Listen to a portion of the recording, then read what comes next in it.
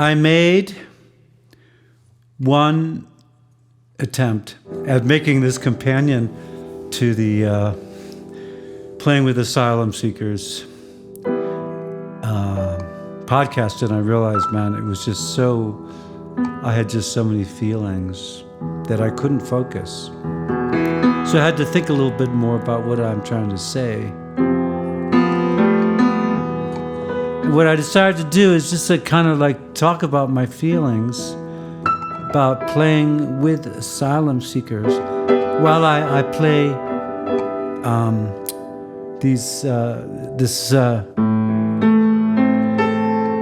while I play, okay?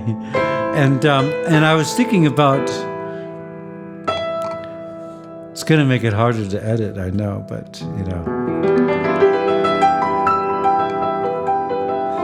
And I was I was thinking about what mode, you know, to kind of use to kind of demonstrate like these different modes, and I was thinking about like, okay, like, you know, major,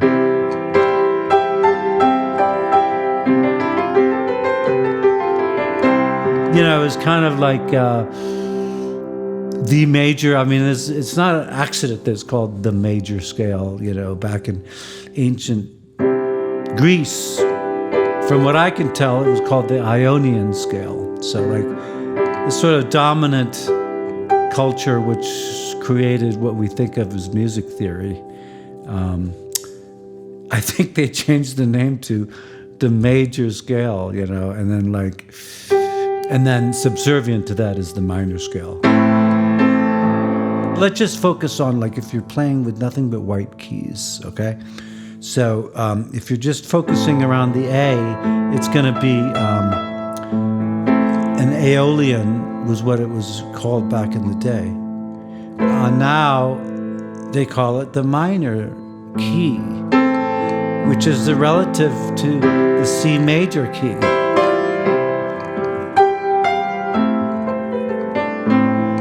Talking about playing with asylum seekers, it's such a fraught conversation. It's really a difficult conversation. So I thought it would really make sense to actually use a mode that's less used in, you know, like in the dominant musical society. And that is the Phrygian mode. So the Phrygian mode, like, you know, is based around if you're in white keys, no sharps or flats.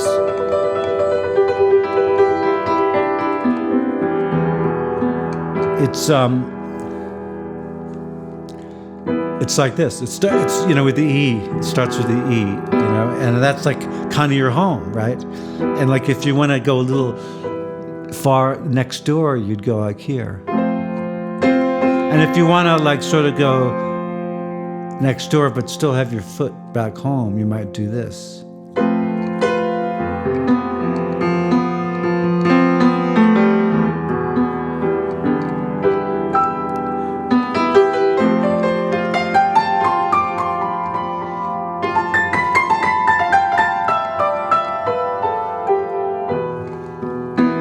Now, you know, in you know, most pop music and you know, classical music and stuff, like the 4 chord is really important. And so like when we go to the 4 chord, it's also a minor chord. You know, the E is a minor chord, right?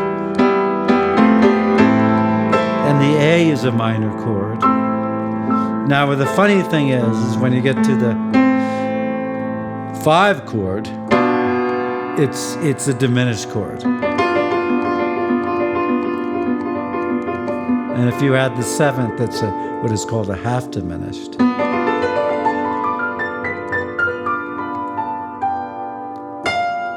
And then you can come back home again.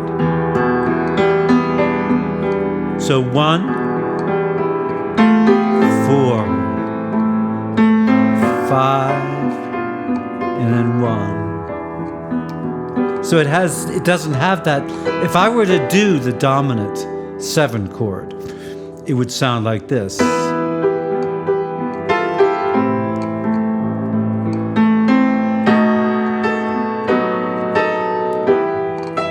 And, it would have a very different feel to it.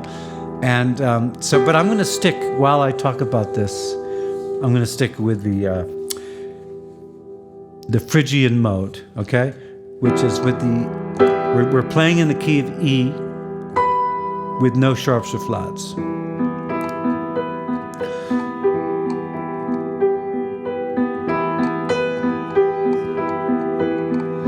So okay, actually, let me actually also mention that I did consider Locrian. Okay, so Locrian starts with a B, and it's that diminished chord. So it's like the home chord is a diminished chord, and the 4 chord is a minor, and the 5 chord is a major. So it's really wacky, It's like. So when you're home, there's no resolution. It doesn't feel like home. So, a lot of people don't like to use Locrian. And I can understand why. So anyway, I just wanted to say that.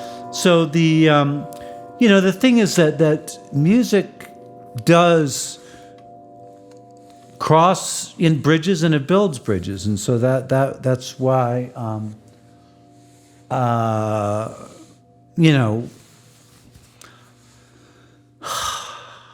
I forget actually whether the Build the Bridges song came before my first trip down to the border. I don't remember, but it's you have to cross a bridge literally to get there. Like there's usually, most of the border crossings are like you have to cross either like a land bridge or something.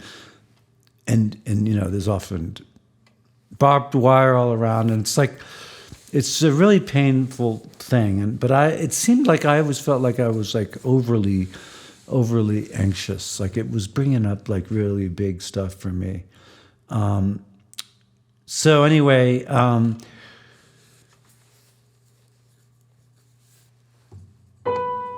just like kind of looking at my notes here.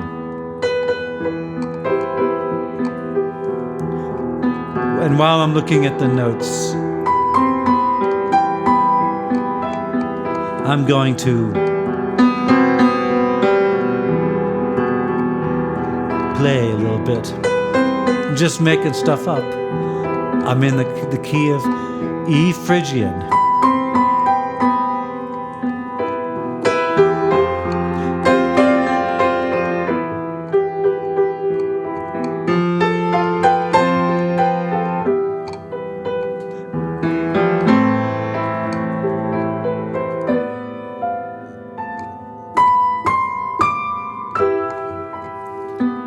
Okay, you see that, how it's really quite a sound.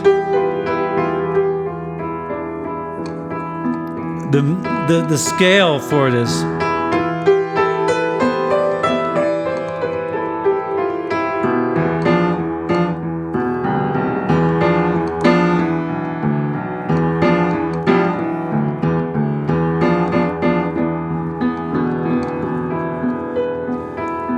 so the thing is, when I was, it's been a long time since I've played with Asylum Seekers, and the thing is that we're really in very different worlds, and we're trying to cross these divides of understanding.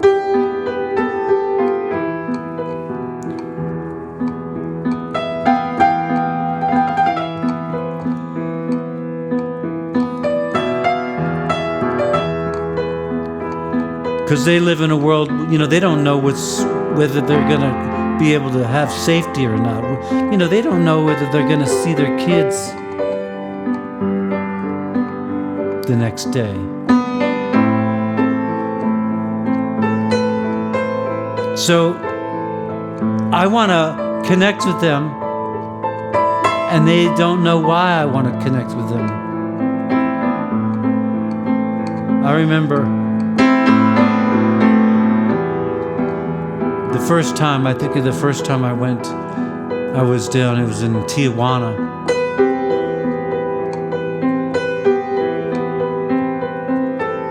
And they didn't really look happy to see me. I brought all my musical instruments.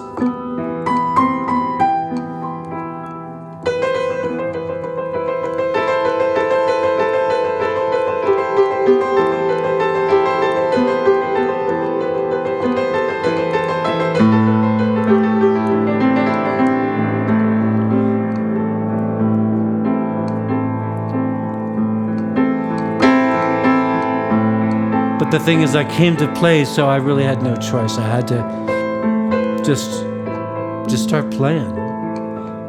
And I started with the kids. They seemed like the easiest. They were the most ready to play. And I didn't even know any songs in Spanish. It was crazy. I hardly knew Spanish. I couldn't really have a conversation. I knew a couple of words. And I learned a couple of words actually right then,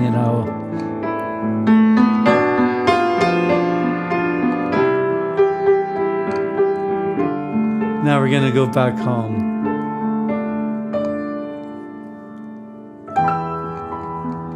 You see how, sometimes you gotta give space before you go back home. So, two of the words I learned were silencio and escucha.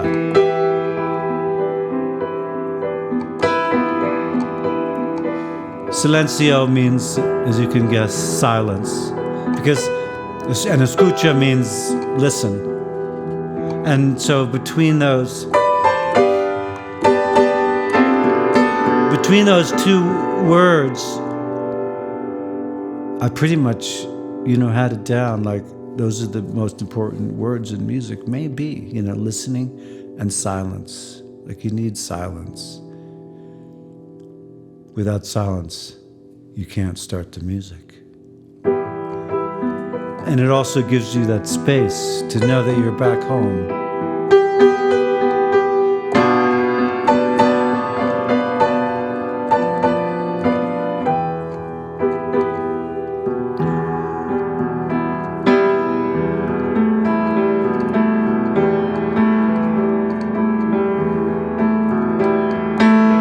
But I knew I had to come back and learn some songs, so I started learning some songs in Spanish.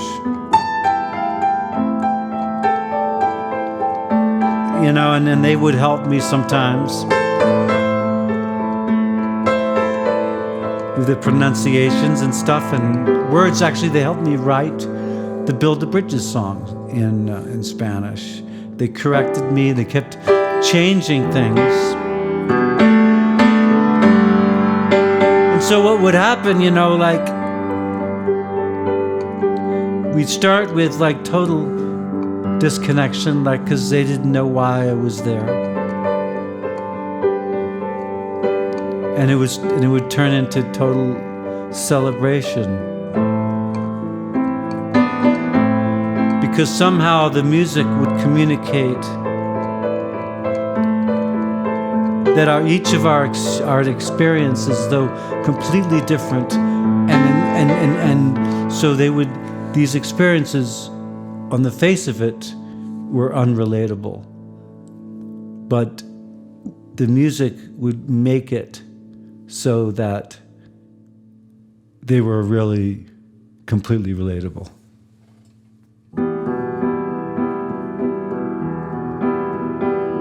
See? We're back home again.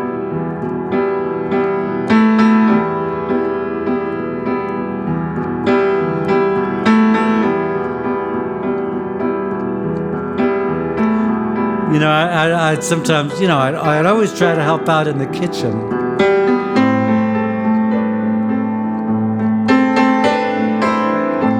But they'd inevitably tell me to go back outside and play music.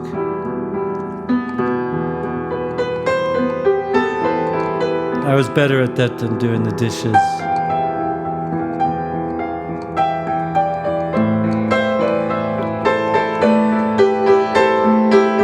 And also, it was really important, you know.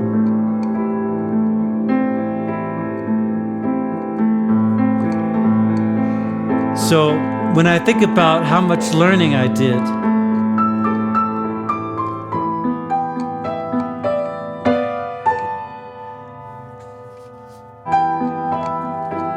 how much learning I got from this cultural exchange, there's a little hope that maybe they got some too. Thank you for watching this and listening, and don't forget to subscribe. We really want more subscribers because that's how we can spread. That's how, you know, Google's going to help us spread these seeds. And this is the story of a music gardener. And you know, I want to hear mother story. I want to hear mother stories. I want to hear other stories, and I want to hear mother stories of spreading, you know, the seeds of music and how that goes for you. You know. Because I want everybody, we got to spread it, because this is how we cross these divides. I mean, there's lots of ways, but this is my way, and I know it's pretty awesomely effective. Okay, thank you, loves.